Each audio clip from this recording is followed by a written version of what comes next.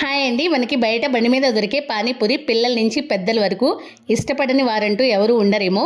అలాంటి పానీపూరిని బయట అన్హెల్దీగా తినే బదులు ఇంట్లోనే హెల్దీగా సింపుల్గా సూపర్ టేస్టీగా ఎలా చేయాలో చూద్దాం. ఈ పానీపూరిలోకి స్టఫింగ్ కోసం చాట్ ప్రిపేర్ చేయడానికి ముందుగా స్టవ్ ఆన్ చేసి ప్రెషర్ కుక్కర్ పెట్టుకుని ఇందులోకి నానబెట్టిన బఠానీల్ని 1 కప్పు వరకు వేసుకుని, ఒక పెద్ద ఆలుని పైన తొక్కు తీసేసి ముక్కలుగా కట్ చేసుకుని వేసుకుని, ఒక హాఫ్ స్పూన్ వరకు సాల్ట్, పావు స్పూన్ వరకు పసుపు, 2.5 కప్పుల వరకు వాటర్ వేసుకుని ప్రెషర్ కుక్కర్ మీద మూత పెట్టి మంటని మీడియం ఫ్లేమ్లో పెట్టుకుని 5-6 విజిల్స్ వచ్చేంత వరకు బాగా ఉడికించుకోవాలి. ప్రెషర్ పోయిన తర్వాత చూస్తే బఠానీ అనేది పర్ఫెక్ట్గా ఉడికిపోతుంది.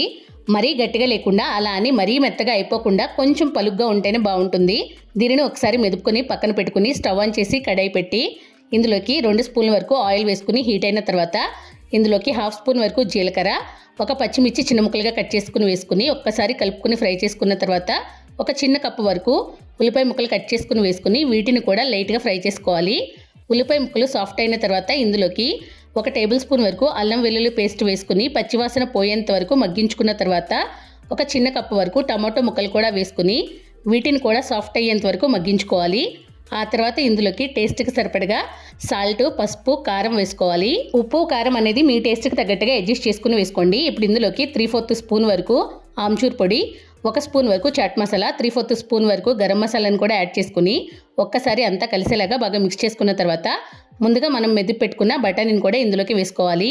పానీపూరి సింపుల్గా అయిపోవాలంటే ఆలు స్టఫ్ ఓకే, కానీ బయట బండి మీద టేస్ట్ రావాలంటే మాత్రం బఠానీ చాట్ వేసుకోవాల్సిందే. అందుకే బఠానీ చాట్ చేస్తున్నాను. మెదిపిన బఠానీ వేసుకుని ఒక్కసారి కలుపుకున్న తర్వాత ఇందులోకి 1 గ్లాస్ వరకు వాటర్ వేసుకుని 4-5 నిమిషాల పాటు మీడియం ఫ్లేమ్లోనే బఠానీ చట్నీ బాగా ఉడికించుకున్న తర్వాత శుభ్రం చేసి కట్ చేసి పెట్టుకున్న కొత్తిమీర కూడా వేసుకుని ఇంకొక 2 నిమిషాల పాటు ఈ బఠానీ చట్నీ ఉడికించుకుని ఒక బౌల్లోకి తీసుకుని కట్ చేసి పెట్టుకున్న ఉల్లిపాయ ముక్కలు, టమాటో ముక్కలు, కొద్దిగా కొత్తిమీర, పైనుంచి బూందీ వేసుకుని చాట్నీ ఇలాగే సర్వ్ చేసుకున్న వేడిగా చాలా బాగుంటుంది.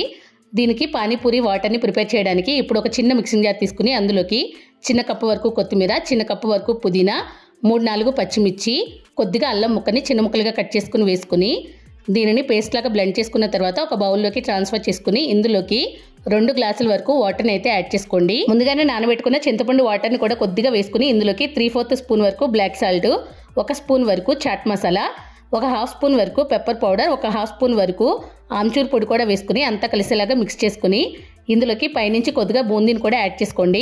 పానీపూరిలోకి పూరి కోసం నేనైతే పిండి కలిపి సెపరేట్గా ప్రిపేర్ చేయట్లేదు. బయట నుంచి తెచ్చిన చిప్స్ ప్యాకెట్నే ఈ విధంగా ఆయిల్లో ఫ్రై చేసి తీసుకుంటున్నాను. ఇప్పుడు పానీపూరిని స్టఫ్ చేసుకోవడం కోసం ఒక పూరిని తీసుకుని మధ్యలోకి ఈ విధంగా హోల్ పెట్టుకుని అందులోకి కొద్దిగా చాట్ వేసుకుని ఇప్పుడు పానీ వాటర్లో ముంచుకుని ఉల్లిపాయ ముక్కలు వేసుకుని ఒక్కొక్కటి తింటూ ఉంటే ఆహా అనాల్సిందే. బయటకన్నా ఇంట్లోనే సూపర్గా ఉంటుంది. ట్రై చేసి చూడండి.